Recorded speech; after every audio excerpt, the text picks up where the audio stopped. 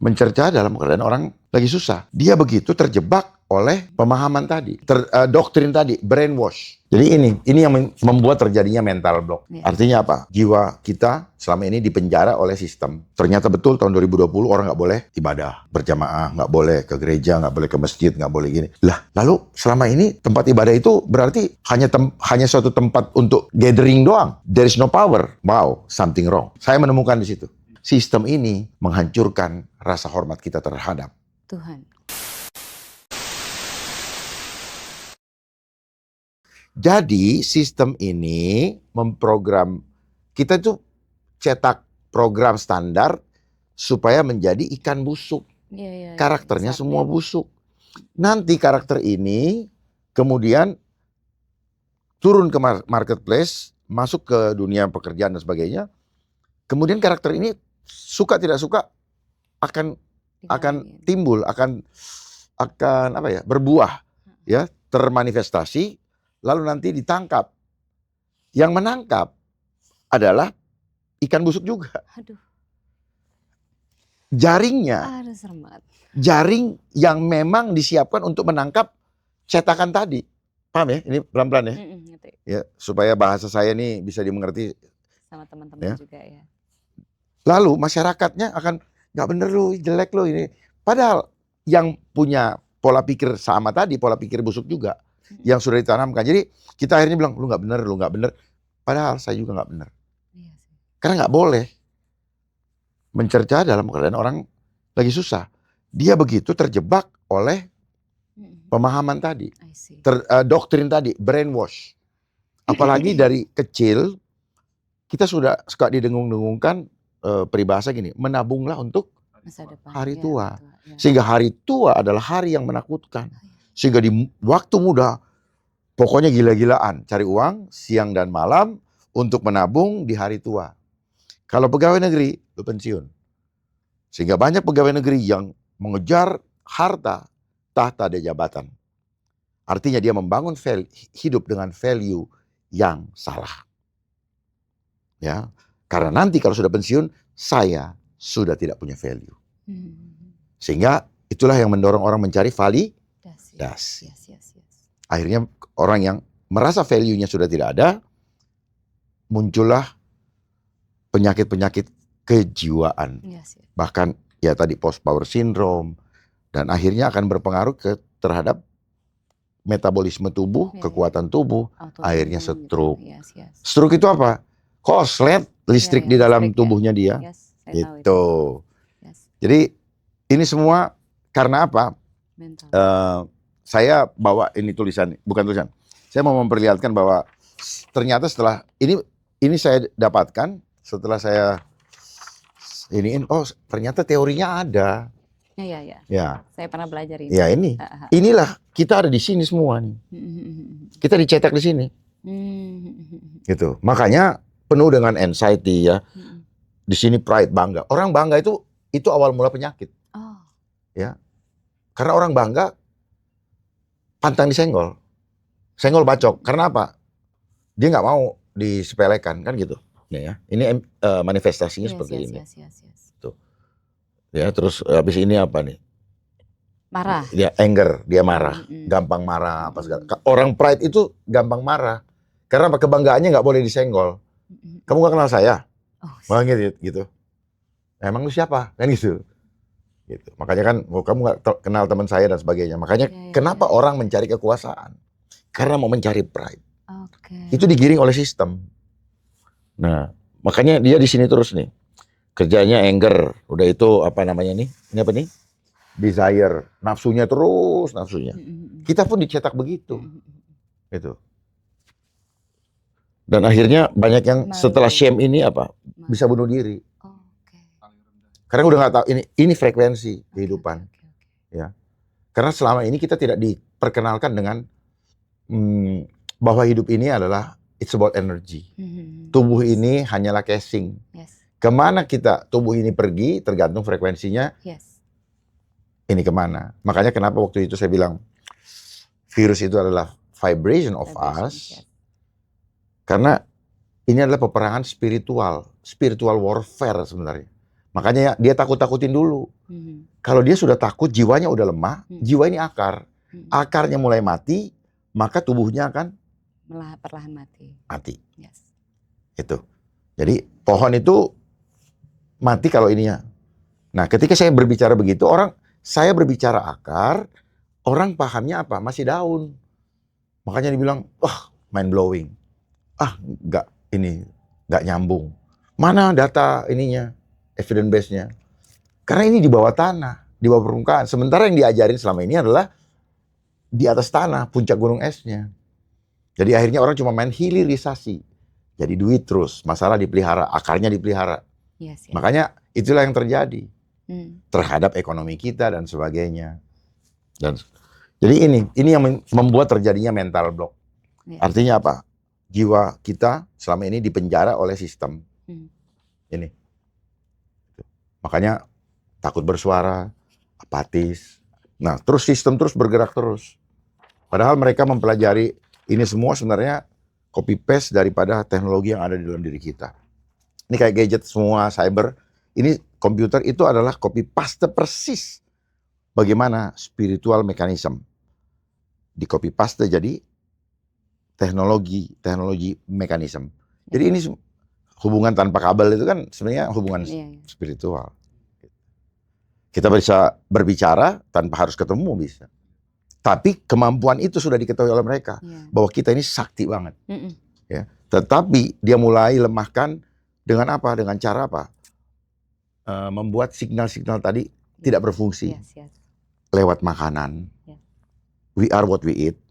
Terus kemudian lewat manipulasi yang katanya obat, ya. Kita taunya obat itu penyembuh, ya nggak taunya isinya racun. Ini kan mindset, ya, gitu. Orang mengatakan, misalnya ganja nggak boleh. Kenapa? Takut mereka nggak laku. Iya, ini WHO yang mainkan. Kenapa di Geneva? Gitu. Termasuk bensin, takut habis ini ya. Bohong. Gitu, nggak ada tuh dari fosil. Gitu. Dia seperti mata air. Kapan Tuhan mau kasih, kapan Tuhan mau keringin. Manusia, ini kurang ajarnya ya, suka ngukur-ngukur kekuatan Tuhan. Ini nih lihat sekarang nih. Menteri Kesehatan tuh ngomongin penyakit pakai begini, kayak nyawa lu aja lu bisa ngatur. Itu loh. Jadi sains memangkas iman orang supaya jangan percaya Tuhan. Itulah kenapa ketika 2019 saya mulai sampaikan, kenapa? Saya melihat ini arahnya ke sana. Ternyata betul tahun 2020 orang nggak boleh ibadah berjamaah, nggak boleh ke gereja, nggak boleh ke masjid, nggak boleh gini. Lah, lalu selama ini tempat ibadah itu berarti hanya suatu tempat untuk gathering doang. There is no power. Wow, something wrong. Saya menemukan di situ. Jadi dari situ saya melihat ini ada yang tidak beres di dalam sistem ini. Nah, mari kita pelan-pelan sadarkan rakyat, dan saya siap di challenge kapan saja. Kenapa? Bukan untuk mencari kebenaran, tetapi mari sama-sama kita bersama-sama mencari kebenaran. Gitu. Mungkin saya masih ada kurang atau mungkin saya keliru. Koreksi, nggak apa-apa. Tetapi uji saya. Kalau saya harus percaya apa yang disampaikan oleh jenengan atau Mbak, yakinkan saya, bikin saya bisa percaya. Tapi selama saya tidak bisa diyakinkan, saya tidak akan pernah mengikuti, dan itu akan mental. Karena saya sudah mencari sendiri. Saya berusaha mencari sendiri. Saya nggak mau dengar kata orang. Saya hanya mendengar kata Tuhan. Gitu. Dan Tuhan ada dalam hati saya, ada dalam jiwa saya. Karena saya bisa ngomong begini, bukan pakai otak lagi, ngomongnya keluar. Kenapa ada power? Karena saya menggunakan nafas. Nafas yang ada kuasanya. Bukan karena saya punya mulut. Mulut ini hanya lubangnya. Kayak loudspeaker itu. Jadi bisnis kan ada loudspeaker. Sebenarnya itu. Mereka punya ide dari situ. Dari teknologi yang ada di dalam diri manusia. Manusia gitu. Itu berarti super. Teknologi itu yang bikin juga manusia. Nah, setelah mereka bisa membuat teknologi, kita ini sebenarnya dicetak jadi AI hidup. Gitu. Setelah AI-nya jadi, lu tendang, nggak usah lagi ada. Makanya PHK di mana-mana. Ah, Paham ya? iya. Jadi PHK itu dulu diperlukan oleh sistem, perlu manusia, ciptaan Tuhan untuk menyiapkan ekosistem buat kekuatan mereka sehingga mereka mampu atau bisa melakukan total kontrol. Total. Berarti Total sekarang kontrol. udah nggak dibutuhkan manusia nih? Prosesnya sudah tidak dibutuhkan, makanya banyak PHK. Berarti udah nih ya? Udah, jadi buat apa sekolah? Jadi orang bilang, kami lebih penting sekolah gratis. Ntar dulu. Ya, sekolah kok diseragamin? Kalau seragam itu sama dengan pengetahuan umum. Kamu nggak ada hebatnya dengan yang lain, nggak unik. Padahal yang unik itu yang mahal. Barang antik itu mahal. Nah, masing-masing kita dihadirkan ke dunia oleh Tuhan itu unik. Coba, mendingan kayak Ronaldo cuma tendang-tendang bola, duitnya bisa beli macam-macam. Presiden aja kalah. Manny Pacquiao, kerjanya cuma pukul. Tapi hebat loh. Dia relakan kepalanya dipukul untuk dapat makan. Top. Saya pernah ketemu dengan petinju dari mana? Kalimantan Barat. Siapa namanya? Apa itu? Cino. Panggilannya Cino. Siapa namanya? Dari Kalimantan Barat itu David apa Daniel tuh. Nah saya begitu ketemu langsung saya terinspirasi. Luar biasa. Daud Jordan. Luar biasa. Dia cari makan. Dengan dia membiarkan kepalanya terpukul dan berdarah. Saya dapatkan saya dapatkan insight luar biasa. Apa itu ceritanya? Petinju. Gimana menurut lah, dia Bang Nang? Untuk makan dia izinkan kepalanya dipukul-pukul, Bos. Coba kebayang nggak? Mau nggak kepala Mbak dipukul-pukul terus untuk dapat makan? Mungkin aku melakukan hal yang lain yang aku jago. Ya, nah itu. Karena aku tidak jago dipukul-pukul ya. Ya, tetapi gini loh. Dia juga ini Mas Hendra badannya gede. Tapi ini maksud saya gini loh, segitunya perjuangan orang membiarkan kepalanya dipukul. Saya tidak merendahkan itu, tidak. Tapi kondisi sampai harus begitunya. Ya, jangan dipikir itu olahraga yang seperti itu baik di mata Tuhan. Tuhan nggak suka. Tuhan tidak menginginkan manusia diadu. Ini kan olahraga sistem yang membuat spiritnya tuh jiwa tarung yang ingin mengalahkan sesama ciptaan Tuhan yang mulia kan. Jadi akhirnya apa? Memang kemenangan didapatkan, uang didapatkan. Tapi yang menciptakan tubuh yang diciptakan Tuhan yang sudah diluka-luka itu apa? Apa kita menghormati atau tidak kan? Justru itu. Nah, sistem ini menghancurkan rasa hormat kita terhadap Tuhan. Jadi jangan harap selama sistem ini kita masih ada di situ. Semua yang diomongin cuma teori, program-program, sosialisasi, yang penting uang keluar, pulang ke rumah, happy, cuma gitu doang. Selesai. Dan menunggu waktu. Itu sistemnya berarti. Ya, menunggu waktu gilirannya kapan mati. Berarti ini sebetulnya yang kita harus waspadai adalah sistemnya. Bukan waspadai. Opt out. Kita harus keluar dari sistem. Keluar. Nah, pertanyaan selanjutnya adalah bagaimana kita harus menghadapi sistem ini sih seharusnya? Tergantung pemimpin kita. Berarti kita hanya bergantung pada pemimpinnya saja? Iya. Kalau kita bicara negara tergantung pemimpin. Oke. Nah, ini masalahnya udah bukan negara lagi loh, Pak. Iya. Enggak, kalau kita bicara selama pemimpinnya itu sungguh-sungguh mencintai bangsanya. Gimana cara mendapatkan pemimpin yang sungguh-sungguh? Mau kehilangan kedaulatan bangsanya, negaranya. Maka kita lihat dari sikapnya dong. Sikap kebijakan. Memenangkan si pemimpin tersebut supaya pemimpin ini benar-benar memimpin dengan sejatinya. Kalau gitu kita sulit. Kenapa? Itu keputusan dia pribadi kok. Ya kan? Nah, sekarang bagaimana kalau pemimpinnya tidak mau melepaskan diri dari ikatan-ikatan tadi? Maka rakyat yang harus bangkit, rakyat yang harus bangkit kesadaran lalu membuat komunitas untuk siap hidup di luar sistem. Out of grid. Ya. Keluar dari sistem. Gitu. Mau nggak mau. Tetapi kalau misalnya kalian masih mau menikmati kenyamanan, lanjutkan. Karena itu life is choice. Hidup adalah pilihan. Dan setiap pilihan kita menggambarkan keputusan kita. Oke. Dan keputusan setiap orang menggambarkan imannya. Nah, satu lagi pertanyaan boleh? Jadi gini, sekarang kan ini banyak banget ya teman-teman pasti nanya sama saya gitu di sosial media saya gitu. Mereka pasti akan nanya kayak, oke, bagaimana? Bisa nggak sih kasih contoh ini teman-teman kita semua gitu. Bagaimana sih keluar dari sistem itu, Bang? Bagaimana salah satu jalan supaya dia itu memulai untuk keluar dari sistemnya? Bagaimana? Ajarkan mereka gitu. Tadi sudah saya sampaikan. Salah satunya. Ya, saya sudah sampaikan. Bukan salah satunya. Pertama, gini, iman menentukan pengambilan keputusan. Oke.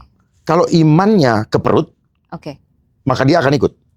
Berarti tidak mengimankan pada perut. Ya, bukan mengimankan perut. Maksudnya kalau dia hanya perut yang diperhatikan. Karena gini, kita ini adalah makhluk yang berada di dalam tubuh fisik, tetapi isinya spiritual. Yes. Nah, kita mau ikut yang mana?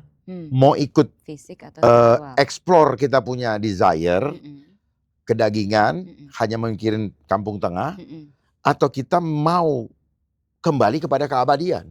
Pilihan di tangan kita. Nah, ini kan nggak bisa kita bilang mau bagaimana keluar ya mau enak ya, tetapi tidak mau menghadapi resiko, nggak bisa. Hidup itu selalu tidur di rumah aja ada masalah kok. Nah, oleh sebab itu makanya tadi kan ini berkaitan. Kenapa sih sekarang belakangan kok muncul banyak orang yang bicara tentang spiritual, kesadarannya mulai banyak ini ya. Karena kita bilang Tuhan sedang membelah. Tuhan sedang menyaring. Mana gandum, mana ilalang. Ilalang tahu ya? Yang suka dipotong-potong yang mana yang memang ini. Mana domba, mana yang nurut, mana yang kambing. Kambing ini kan lambang nakal. Gitu. Lambang nggak nurut. Makanya yang ada apa? Istilah adu domba. Bukan adu kambing. Oh iya betul juga. Benar juga. Ya. Yang satu menurut kepada ketidakbenaran, tapi dia tidak tahu. Ini yang susah nih. Yang selalu menjadi attack ini kita. Karena mereka tidak punya informasi yang benar buat dirinya. Bukan. Mereka mau disuapin namanya kalau informasi. Karena kesadaran itu untuk kepentingan dia, bukan buat kepentingan orang. Dan kesadaran itu bukan hanya sekedar tahu. Sadar itu apa ya? Fully aware gitu. Holistic. Awas betul gitu. Ya, karena kalau tidak sadar, orang tidur sadar nggak? Enggak. Orang mimpi, ya mimpi sadar nggak? Enggak kan? Orang mabuk sadar nggak? Enggak. Nah sekarang ini kategorinya di mana? Orang tidur kah? Orang bermimpi kah? Atau dia sedang mabuk? Mabuk ini kan bukan berarti dia tidak hidup. Dia mungkin lagi mabuk jabatan, mabuk harta, mabuk cinta. Kalau sadar, lepaskan dulu semuanya. Jangan lepaskan keterikatanmu dengan ilusi yang dibangun oleh sistem. Seperti misalnya gini, saya dulu terjebak dengan ilusi bahwa pengen punya rumah. Ketika saya punya rumah, supaya apa? Supaya orang menganggap bahwa saya orang berada, orang punya. Apa yang saya dapatkan? Apa yang saya harapkan dari ilusi tersebut? Validasi. Saya naik mobil Mercy atau naik Avanza. Ini membangun validasi yang dibangun oleh sistem dunia. Sehingga ketika saya naik mobil Mercy, walaupun gak ada yang lihat, ini sendiri nih, ada apa ya, permainan perasaan sendiri, ilusi sendiri. Padahal dengan hayalan sendiri, keren, harap-harap nanti ketemu cewek cantik dan sebagainya kan. Apa yang didapatkan? Kita mengeksplor tanpa rem itu kita punya nafsu, ya kan? Makanya Hermetas itu kan sedang memberikan ini. Makanya dari mata turun ke hati. Akhirnya dari hati mulai lihat dompet. Setelah lihat dompet melangkah ke mall. Cukup nggak? Nggak ada. Tunggu. Kalau ada di depan, ada proyek. Proyek kita tunggu proyeknya. Kan gitu-gitu aja hidup. Ya kan? Itu. Ya Mas Hendra. Gitu. Jadi hidup itu cuma begitu. Nah, semua kita hidup dalam sistem. Makanya orang apa waktu zaman Covid apa?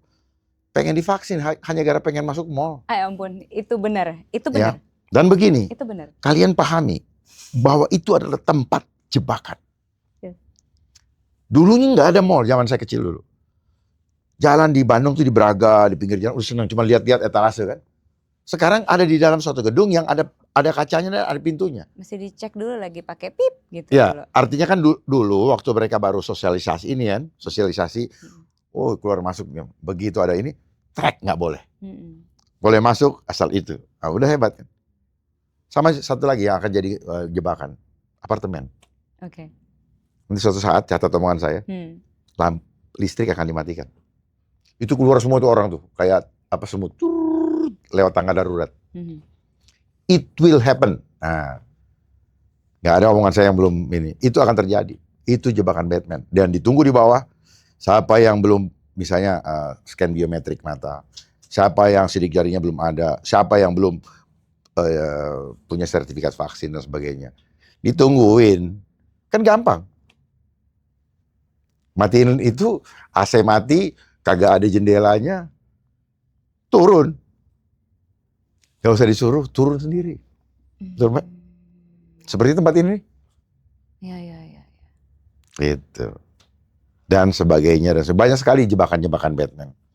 Ya, naik pesawat, apa segala macam. Makanya apa? Selama ini kita dibiarkan bebas. Terus begitu dibilang, saat ini kita nggak boleh kemana-mana. Goncang jiwanya.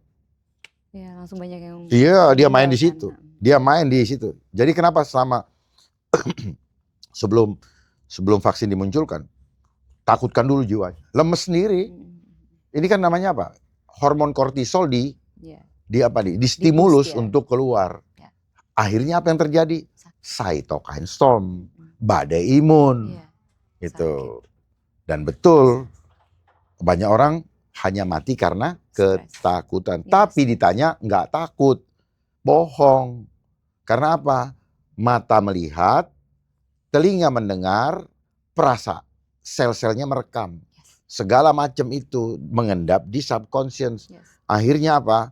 Keluarlah semua penyakit dan sebagainya. Makanya kalau misalnya gini, Mbak, ini ada surat dari KPK. Mbak menerima transfer dari seorang pejabat ini kan. Terus akhirnya Mbak langsung apa? Besoknya nyakit. Apakah nyakit? Ternyata tidak nyakit. Emang psikisnya terganggu. Langsung ini gutnya kacau semua kan. Iya, benar.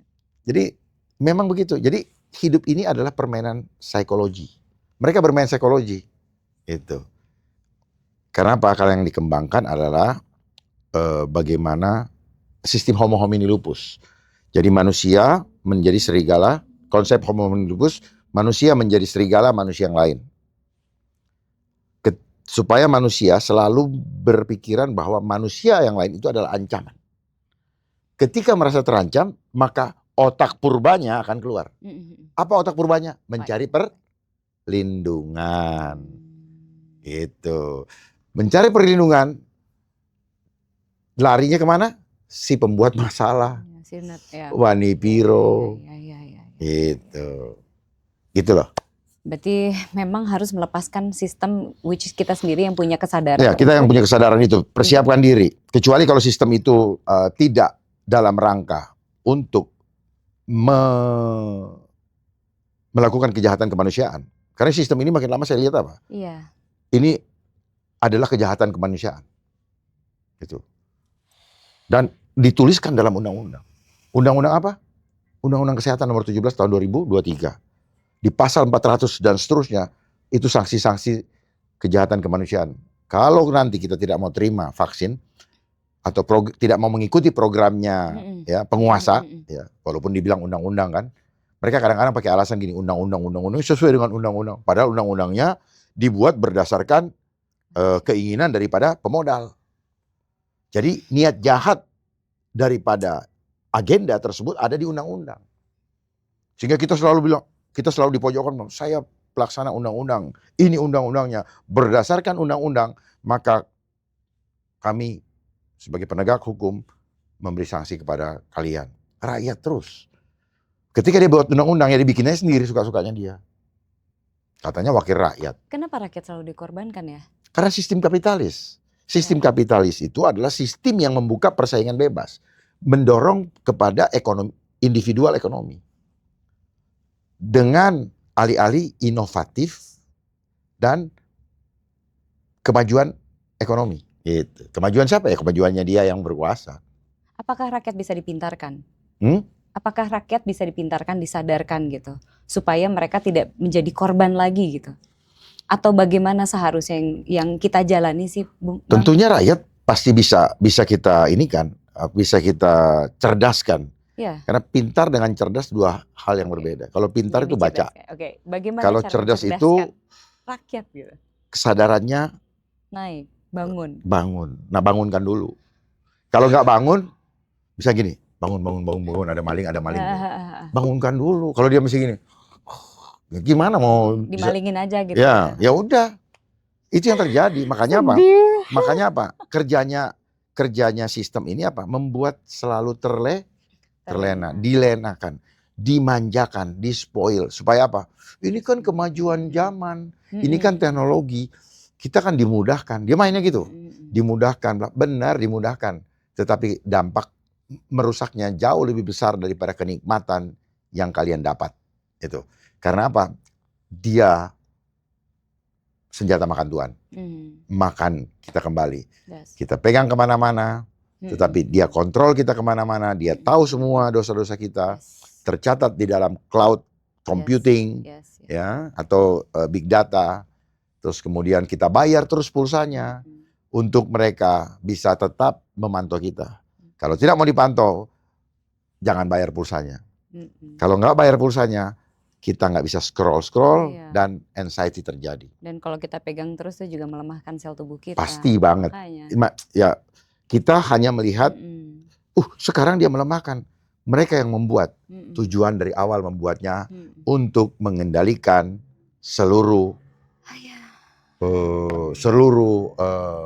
aktivitas kehidupan kita, termasuk jiwa kita. Makanya banyak anak-anak yang belum kognitifnya berkembang, banyak yang menghuni rumah sakit jiwa. Datanya banyak. Lagi banyak ada yang begini, anak-anak gini, ada yang segala macam itu. Kenapa? Ya karena dirusak oleh alat ini. Kenapa? Karena orang tuanya tidak paham. Apakah salah orang tuanya? Tidak. Yang salah adalah bukan sistem. Yang salah adalah pemerintah. Gitu. Kenapa mereka tidak memfilter dulu barang ini, memastikan bahwa boleh dipakai pada usia sekian. Setelah kognitifnya berkembang. Ya. Terus orang tuanya beli. Untuk apa? Digital parenting. Kasih biar diem, karena supaya dia main juga nggak diganggu. Nah akhirnya apa? Begitu jadi, kok anak gua begini, anak gua kok jadi buas? Ya memang yang dia rusak adalah free frontal cortex. Menyusut 4%, kelakuannya menjadi buas seperti binatang. Karena di dalam ini ada beberapa spirit.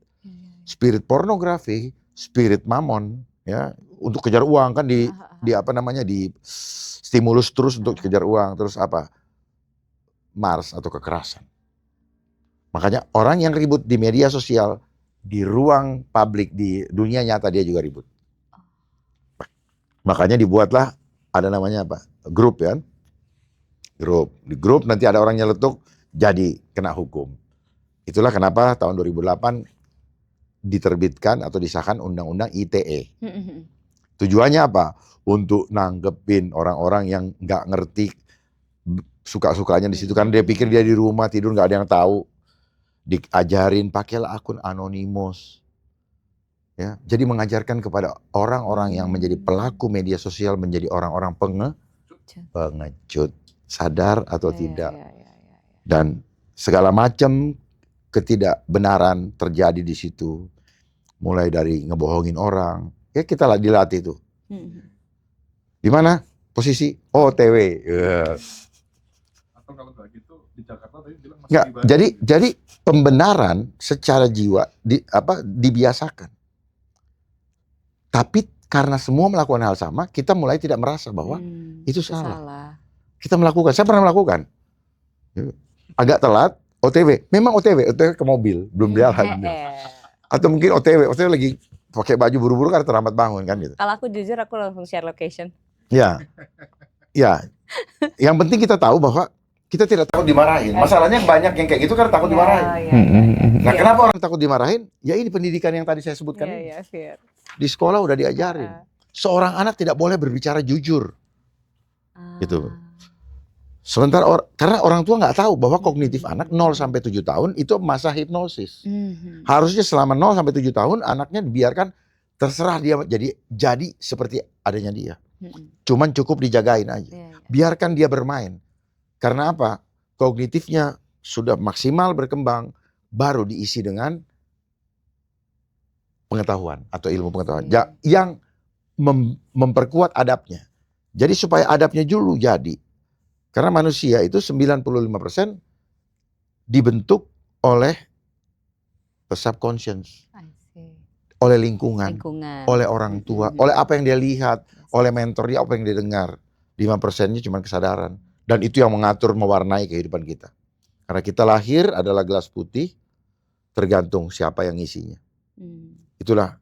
Nah makanya setelah saya pelajari, kenapa kok TK tiba-tiba ada peraturan TK? Emang Tuhan bikin aturan kan? Saya suka bertanya begitu. Nggak ada. Itu sistem. Supaya apa? Jangan kenal Tuhan. Sekarang ada PAUD lagi. Dicegat dari dini. Isi dulu. Biar dia nggak sempat ini, Pak. Jadi nggak sempat ini. Tapi orang tua, iya tapi kan dia jadi cerdas, main komputer. Iya. Cuma salahnya rusak fitrahnya. Rusak originalitasnya. Ya. Kalau mau dikasih ilmu, dikasih ilmu. Tetapi yang memperkuat adabnya, sehingga dia tetap mengenal siapa yang menghadirkan dia ke dunia. Gak kayak sekarang ilmu ekonomi, ilmu tambah-tambah ilmu. Ilmu ekonomi juga orang udah ada rumusnya kok. Yang orang senangin apa? Tambah sama kali. Bagi sama kurang nggak ada yang suka. Ya kan? Itu kan menciptakan karakter orang, betul nggak? Gitu. Disuruh berhemat, jadinya pelit. Menabunglah untuk hari tua. Tapi kalau bikin laporan keuangan, yang ada minus sama bagi.